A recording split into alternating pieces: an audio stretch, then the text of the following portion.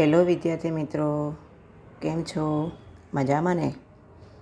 જેમ શિક્ષણ સંકુલમાં તમારું સ્વાગત કરું છું વિદ્યાર્થી મિત્રો. Happy new year. દિવાળીનો તહેવાર આટલો સરસ મજાનો તમે ઉજવી લીધો અને ખૂબ આનંદ પણ કર્યો હશે તહેવારની અંદર.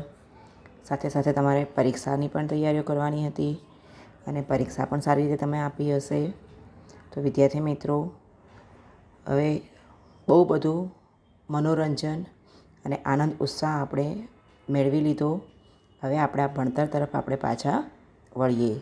તો વિદ્યાર્થી મિત્રો, ધોરણ 10 ગુજરાતીની અંદર આજે હું તમને પાઠ્યપુસ્તકમાં રહેલું 18મું ચેપ્ટર ભણાવવા જઈ રહી છું, જે તમારા પુસ્તકના 106 નંબરના પેજ ઉપર આપેલું છે. ચેપ્ટરનું નામ છે ભૂખથી એ ભૂંડી ભીખ, જેનો સાહિત્ય પ્રકાર છે નવલકથા ખંડ, જેના લેખક છે પન્નાલાલ પટેલ. પન્નાલાલ પટેલ ગુજરાતી સાહિત્યના બહુ ઉમદા લેખક છે અને એમણે જે લખાણ આપ્યું છે એવું લખાણ આજ સુધી કોઈ લેખકે આપ્યું નથી એવું પણ હું કહી શકું. બહુ સરસ મજાનું લખાણ એમણે આપેલું છે. તો આવા સરસ ઉમદા લેખક વિશે પહેલાં પરિચય મેળવી લઈએ. તો પન્નાલાલ પટેલનો જન્મ 7 મે 1912માં થયો હતો. અવસાન 6 એપ્રિલ 1989માં થયો હતો. પન્નાલાલ પટેલનું આખું નામ પન્નાલાલ નાનાલાલ પટેલનો જન્મ માંડવી, એટલે હાલ એ રાજસ્થાનમાં આવેલું છે, ત્યાં થયો હતો. ગુજરાતી સાહિત્યના પ્રથમ પંક્તિના સાહિત્યકાર તરીકે તેમણે નામના મેળવી હતી. વળામણા, મળેલા જીવ, માનવીની ભવાઈ તેમની નોંધપાત્ર નવલકથાઓ છે. સુખ દુઃખના સાથી, વાત્રકને કાંઠે, ઓરતા તેમના વાર્તા સંગ્રહો છે. એળે નહીં તો બેળેમાં નાટ્ય રચનાઓ સંગ્રહિત છે. તેમને રણજીતરામ સુવર્ણચંદ્રક તથા સાહિત્યનો સર્વોચ્ચ ભારતીય જ્ઞાનપીઠ પુરસ્કાર એનાયત થયો છે. લેખકની જે વિખ્યાત નવલકથા છે, લેખકે ઘણી બધી નવલકથાઓ આપી છે, પણ એમાં સૌથી વધારે વખણાયેલી અને સૌથી ઉમદા અને સારું એવું લખાણકામ આપેલું છે એ નવલકથા છે માનવીની ભવાઈ, અને એમાંથી આપણું આ ચેપ્ટર લેવામાં આવ્યું છે વિદ્યાર્થી મિત્રો. તો ચલો આજે આપણે આ સરસ મજાના ચેપ્ટર તરફ જઈએ. તો શું કહે છે વિદ્યાર્થી મિત્રો? આશા હતી કે 12 વર્ષનો ગયેલો મેં જેઠના પાછલા 15 તો જરૂર આવશે. એટલે કે એક આશારૂપી કિરણ હતું કે 12 માસ એટલે કે 12 મહિનાથી મેં એટલે કે વરસાદ જે આવ્યો નથી, એ વરસાદ ક્યારે આવશે? જેઠ મહિનાના પાછલા એટલે કે જેઠ મહિનાના પાછળના દિવસોમાં. જેઠ મહિનાના પાછળના દિવસોમાં 15 દિવસોમાં, એટલે કે જે જેઠ મહિનાના જે અંધારિયાના જે દિવસો હોય એ દિવસોમાં જરૂર આવશે. જેઠ મહિનો તમને યાદ હોય તો વિદ્યાર્થી મિત્રો ગુજરાતી મહિનો છે. કયો મહિનો છે? ગુજરાતી મહિનો. અને આ જેઠ મહિનામાં તમને કદાચ ખ્યાલ હોય તો આપણે વેકેશન ભોગવતા હોઈએ છીએ, અથવા તો વેકેશન ખુલવાની શરૂઆતના દિવસો હોય છે. મે અને જૂન આ 2 મહિનાની અંદર જેઠ મહિના આવતો હોય છે. એટલે શું કહે છે? જેઠ મહિનાની અંદર વરસાદ આવશે એવી આશા છે. પણ કોણ જાણે કે મેઘરાજા તો ઊંઘી જ ગયા છે કે પછી એમને પાણી ખૂટ્યા કે વળતી વખતે એ વાટો લાંબી પડી. પણ શું કહે છે? ખબર નહીં. મેઘરાજા શું થયા છે? ઊંઘી ગયા છે. એમને આ વર્ષે વરસાદ વરસવાની ઈચ્છા છે નહીં. કાં તો પછી શું થયું છે? વરસાદ પાસે, મેઘરાજા પાસે વરસાદ શું થયું છે? ખૂટી ગયો છે, એટલે કે પાણી રહ્યું છે નહીં. અથવા તો વળતી વખતે, એટલે કે ચોમાસાના અંત સમયમાં જ્યારે એ પાછા વળશે ત્યારે કદાચ વરસતા જશે એવી લાંબી વાટો, એટલે કે એવું વધારે પડતો રાહ જોડાવે એવું લાગી રહ્યું છે. ધરતી પર મોતનો વરસાદ વરસી રહ્યો છે. ધરતી પર શું થઈ રહ્યું છે? મોતનો વરસાદ, એટલે કે પાણી ન હોવાના કારણે, પાણી ખૂટી જવાના કારણે જીવજંતુઓ, જે ધરતી પર જે જીવજંતુઓ છે, જે સજીવો છે, સજીવોની અંદર બધાનો સમાવેશ થઈ જાય. એમાં મનુષ્ય પણ આવે, પશુ પંખી પણ આવે, પ્રાણી પણ આવે, સૂક્ષ્મ જીવો પણ આવે, નજીવા જીવો પણ આવે. તો શું કહે છે? ધરતી પર શું થઈ રહ્યું છે? મોતનો વરસાદ વરસી રહ્યો છે. એટલે કે નાના નાના જીવો મૃત્યુને ભેટી રહ્યા છે. વનમાં ને ખેતરોમાં, બજારમાં ને શેરીઓમાં જ્યાં જુઓ ત્યાં માનવીના મળદા જ મળદા. શું કહે છે? વનમાં જાઓ કે ખેતરોમાં જાઓ, તમારા ગામની કે શહેરોની બજારોમાં જાઓ કે શેરીઓમાં જાઓ, કે પછી જ્યાં નજર નાખો ત્યાં બધી શું જોવા મળે છે? મળદા એટલે કે લાશ જોવા મળે છે. ક્યાં બાળવા ને ક્યાં દાટવા, એટલે કે જે આટલી બધી લાશો જ્યાં જોઈએ ત્યાં બધી લાશો જ જોવા મળતી હોય, મનુષ્યની હોય, પશુની હોય, પંખીની હોય, આ બધી લાશોને ક્યાં બાળવા જવી અને ક્યાં દાટવા જવી એ મોટો પ્રશ્ન હતો. પણ કાણ સૂતકને સરવવાની તો વાત જ ક્યાં રહી? શું કહે છે? આટલા બધા મળદાઓ જોવા મળતા હતા અને ઘણા બધાના સ્નેહીજનો, સગા સંબંધીઓ બધા જ મૃત્યુ પામતા હતા. તો પછી કાણ એટલે કે મરણ પાછળનું રોકકડ. સૂતક એટલે કે સગાવાલાના જન્મ મરણ પ્રસંગે પાળવામાં આવતી આભડછેડ. તમે જુઓ, જેની ઘરે મૃત્યુ થયું હોય એ વ્યક્તિઓ 15 દિવસ સુધી કાળા કપડાં પહેરે, સારું ના ખાય, નકરું રોકકડ કર્યા કરે અને બસ ગમગીની ભર્યું વાતાવરણ એના ઘરમાં જોવા મળે, તો એને સૂતક કહેવાય. તો આવું સૂતક પાળવાનો પણ કંઈ સમય મળે નહીં. સરવણું એટલે કે એ મરી ગયેલા વ્યક્તિ પાછળ કરવામાં આવતું શ્રાદ્ધ. આવું કાંઈ કરવા માટે કોઈ સગા સંબંધીઓ રહેતા હતા નહીં. પાછળ રહેલા તો સંબંધીને આગળ કર્યાની રાહત જ અનુભવતા હતા. શું કહે છે? જે સંબંધીઓ પાછળ રહી ગયા છે, જે બચી ગયા છે, એમણે આગળ કંઈક કર્યું હતું, એટલે કે આગળ પોતાના સ્નેહીજનો માટે કંઈક કર્યું હતું, એની નિરાત હતી, ખુશ થતા હતા. ગણતા રહ્યા ન દેખવા ન દાજવા. શું કહે છે? જે આગળ જે કરી ગયા હતા એ વ્યક્તિઓને તો એવી રાહત હતી, નિરાત હતી કે ચલો મેં અમારા સંબંધીઓ માટે કંઈક કર્યું છે. પણ જે મરી ગયા અને એની પાછળ જાણે કોઈ રહ્યું જ નહીં, એવા વ્યક્તિઓ માટે ગણવા માટે, દેખવા માટે કે દાજવા માટે, એટલે કે એની પાછળ રોકકડ કરવા માટે કોઈ રહ્યું હતું નહીં. અરે કાળું સરખાને તો અદેખાય જ આવતી હશે. શું કહે છે? અરે કાળું, જે વ્યક્તિઓને ઘરે સારું હોય, પાણી ખૂટ્યા ના હોય અને કોઈ જાતની ખાવા પીવાની કોઈ કમી ના હોય, એવા વ્યક્તિઓને તો આ પરિસ્થિતિ જોઈને શું આવતું હશે? અદેખાઈ આવતી હશે. એટલે કે એને તો શું થતું હશે? પેલા વ્યક્તિઓ ઉપર દાજ ચડતી હશે. રણછોડભાઈને શંકરદા છૂટ્યા આ દુઃખમાંથી ને ભૂખમાંથી. શું કહે છે? રણછોડભાઈ અને શંકરભાઈ એને પોતાના સ્નેહીજનોને ભૂખ માટે, પાણી માટે ટળવળતા જોવાનું, એને ભૂખ્યા દુઃખી થવાનું, એ બધું જોવાનું શું થયું? જતું રહ્યું. કેમ? કારણ કે એ તો મૃત્યુને ભેટી ગયા છે. એટલે આ વ્યક્તિઓને તો આ પરિસ્થિતિમાંથી એ છૂટા થઈ ગયા, એ તો આ પરિસ્થિતિમાંથી દૂર જતા રહ્યા. ભૂખમાંથી અરે રે, એ તો અમરણ્યા થઈ ગયા. શું કહે છે? એમણે કશું જ જોવાનું રહ્યું નહીં અને કેવા થઈ ગયા? અમરણ્યા. અમરણ્યા એટલે કે અકાળ સમયે, કાળ વગરના સમયે આવતું મૃત્યુ, એને અમરણ્યા કહેવાય. એટલે કે એમને આવું કંઈ જોવાનું રહ્યું નહીં.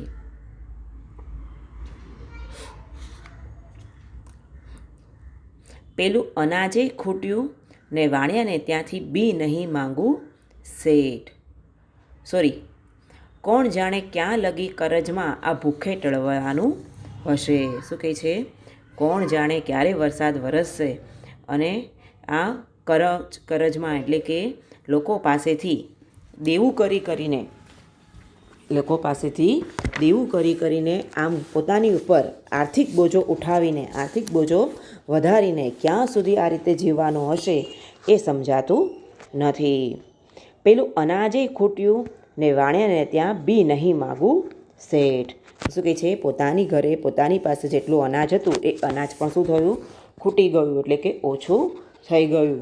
અને વાણિયાઓ આ જે વ્યક્તિઓ પાસે અનાજ પતી ગયું હોય એને ખાવા માટે એ અનાજ આપતા હતા, પણ એની પાસે બી નહીં માગવું, એની પાસેથી અનાજ નહીં લાવવું, એવું પ્રણ પણ લીધેલો. કરીને આણેલા 2 મણ કોદરાએ, જેમાં અડધો તો કચરો ને તે પાછા મેણા ધોઈને દમ નીકળી જાય એવા. શું કહે છે? એવું નક્કી કરેલું છતાં પણ પેલા વાણિયાને ત્યાંથી 2 મણ એટલે કે મણમાં કેટલા કિલો હોય? 20 કિલો, એટલે કે 40 કિલો કોદરા એટલે કે એક જાતનું આ ધાન છે, ખડમાંથી બનેલું એક જાતનું આ શું છે? ધાન છે. તમે ઘણી બધી ખેતરે કદાચ ગામડે ખેતરે જતા હો તો એમાં એક કોદર જાતની ઘાસની જાત છે, એમાંથી આ બી કાઢવામાં આવતા હોય છે. જ્યારે ખેડૂતો પાસે અનાજ ખાવા માટે ખૂટી જાય છે ત્યારે આ કોદર પણ ખાતા હોય છે. અને જો કદાચ કોઈના ઘરમાં કોઈ વ્યક્તિને ડાયાબિટીસ હોય તો એ લોકો ડાયાબિટીસવાળા પણ ભાતની જગ્યાએ કોદર ખાતા હોય છે. કેમ? કારણ કે આ કોદર એ સુગર ફ્રી અનાજ છે માટે.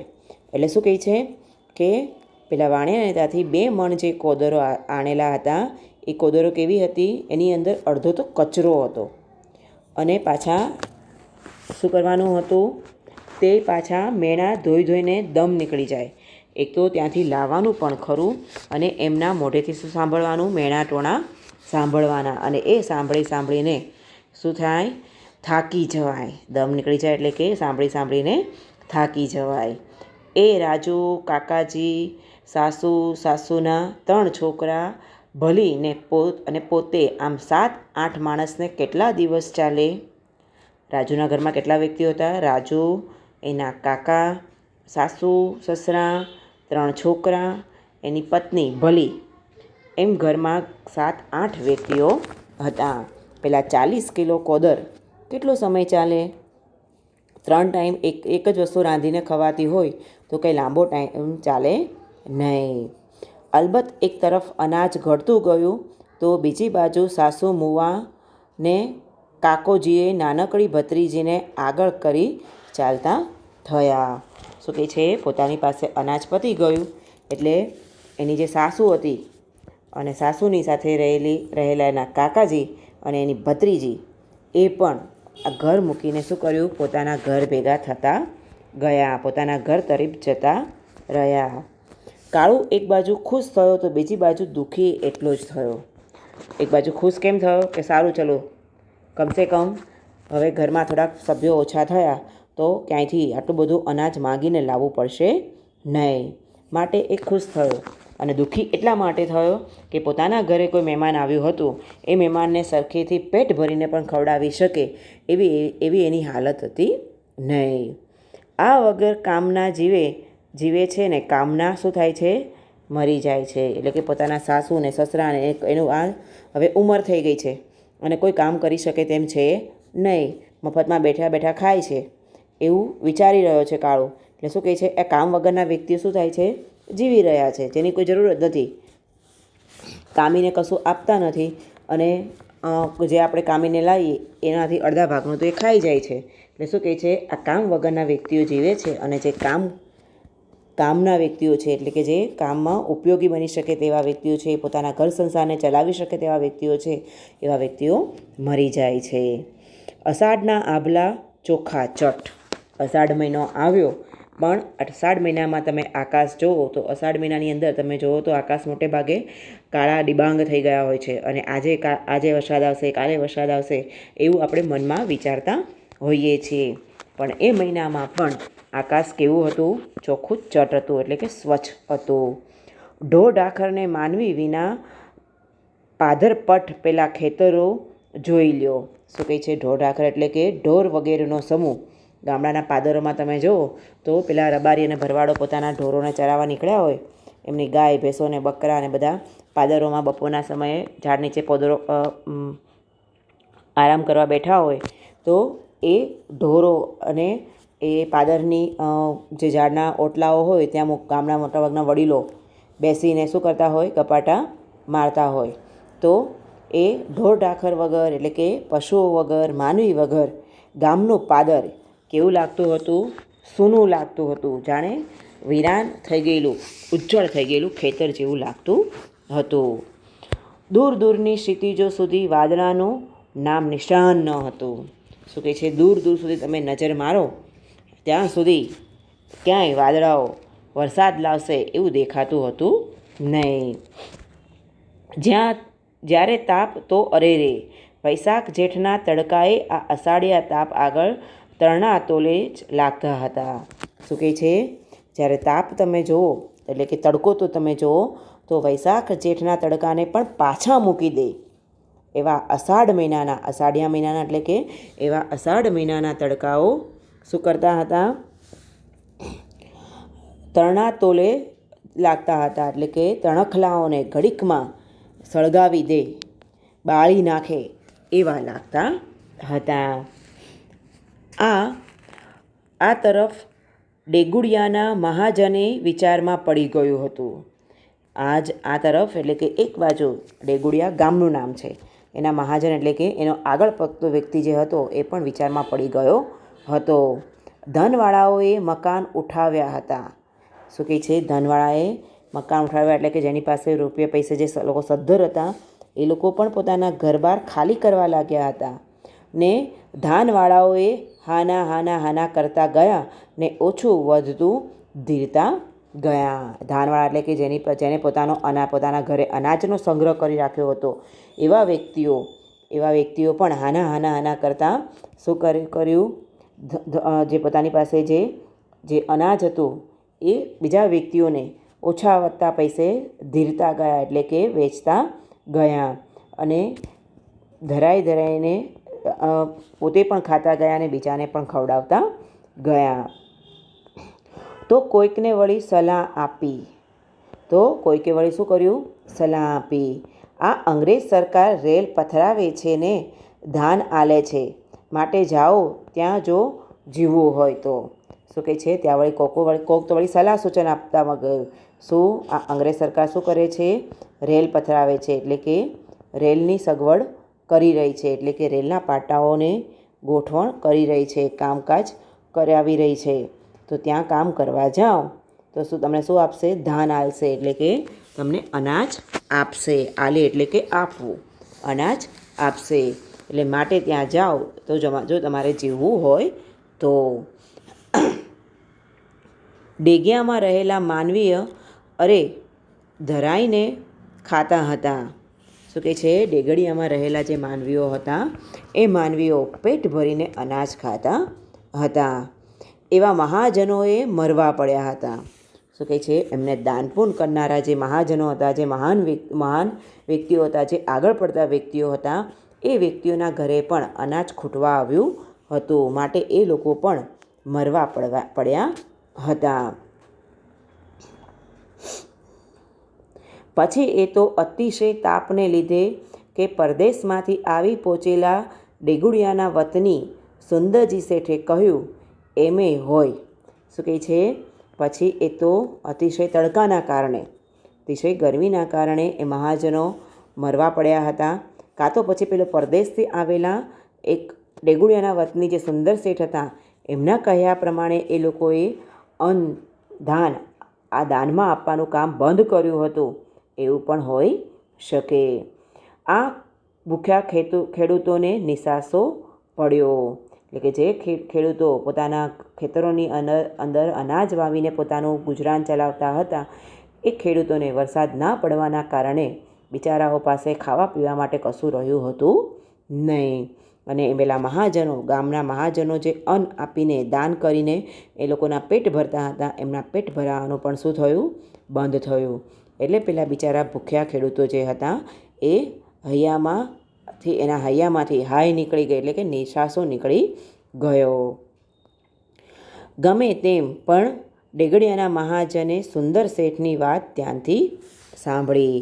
ગમે તેમ હોય પણ પેલા ડેગડિયા ગામના જે મહાજનો હતા એ મહાજનોએ સુંદર શેઠ દ્વારા જે પણ વાત કરવામાં આવી એને ધ્યાનથી સાંભળી, એટલે કે એને પોતાના મગજમાં ઉતારી.